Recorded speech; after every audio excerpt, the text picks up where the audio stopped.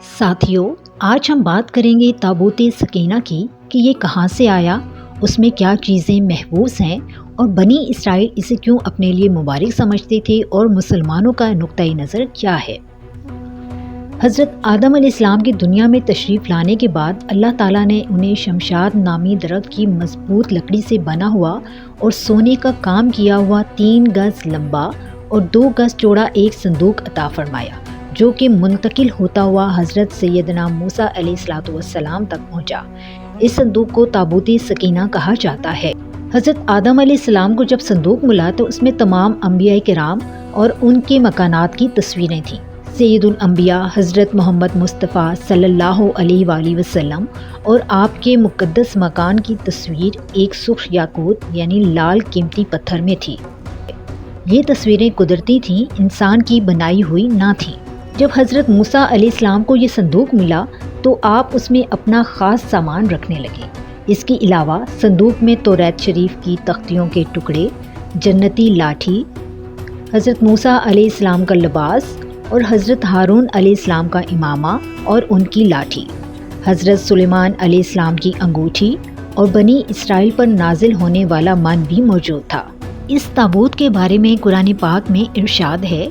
सूरत अल-बकरा की आयत नंबर 248 का तर्जुमा है, और उन्हें उनके नबी ने कहा कि इस यानी तालूत की बादशाही की निशानी ये है कि तुम्हारे पास संदूक यानी ताबूत आएगा, उसमें तुम्हारी रब की तरफ से सकीनत यानी एक तसल्ली है, और आले मूसा और आले हारून ने जो कुछ छोड़ा था उसमें से बाकी मांदा चीज़ें हैं, उसे फरिश्ते उठाए हुए होंगे।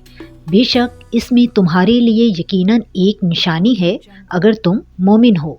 इस आयत का सियाक़ो सबाक ये है कि बनी इसराइल ने तालूत की बतौर बादशाह नामजदगी पर एतराज़ किया कि वो इस मनसब के लिए अहल नहीं हैं, तो उस वक्त के नबी शमूएल ने कहा कि इस बादशाह की निशानी यही है कि इस पर ये ताबूत नाजिल होगी जिसको फरिश्ते उठाए हुए होंगे। इसराइली ताबूत सकीना को अपने किबला के तौर पर भी इस्तेमाल करते थे।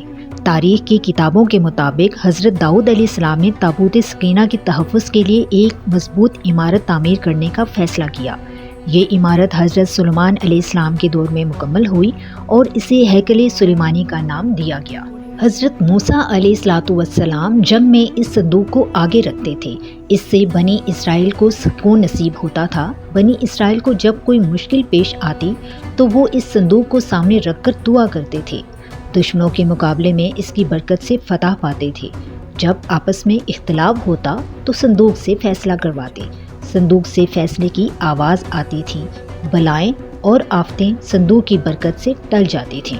जब बनी इसराइल अल्लाह ताला की बहुत ज़्यादा नाफरमानी करने लगे तो उन पर ये गज़ब हुआ कि कौमे मालिका के बहुत बड़े लश्कर ने हमला करके इनकी बस्तियां तबाह कर डालीं और ये मुक़द्दस संदूक भी उठा ले गए। इसके बाद कौमे मालिका ने संदूक को गंदी जगह रखकर बेअदबी की, जिसके नतीजे में वो मुख्तलिफ बीमारियों का शिकार हो गए और उनकी 5 बस्तियां हलाक हो गईं। उन्हें यकीन हो गया कि ये सब मुक़द्दस संदूक की बेअदबी का नतीजा है। चनाचे उन्होंने संदूक एक बैलगाड़ी पर रखकर बनी इसराइल की बस्तियों की तरफ छोड़ दिया। वो संदूक 4 फरिश्तों की निगरानी में उस वक्त के नबी हज़रत सैयदना शमूएल अलैहिस्सलाम तक पहुँचा। यूँ बनी इसराइल को दोबारा ये अजीम नेमत हासिल हो गई। इस वाक़े के बाद बनी इसराइल ने हैकल सुलेमानी को दोबारा तामीर किया। बाद अज़ां रोमियों ने हमला किया और उसे एक बार फिर निशाना बनाया। बाज़ तारीख दानों का कहना है कि अहले बाबुल उसे अपने साथ ले गए, जबकि एक राय ये भी है कि इसे आसमानों पर उठा लिया गया। जबकि ये भी कहा जाता है कि क़यामत के करीब हज़रत सैयदना इमाम महदी रज़ी अल्लाह ताला अन्हु जब तशरीफ़ लाएंगे तो वो इस संदूक को फ़लस्तीन की तिब्रिया नाम की एक मशहूर झील से निकालेंगे, जबकि एक कौल के मुताबिक आप रज़ी अल्लाह ताला अन्हु उसे तुर्की के शहर अंताकिया के किसी गार से निकालेंगे।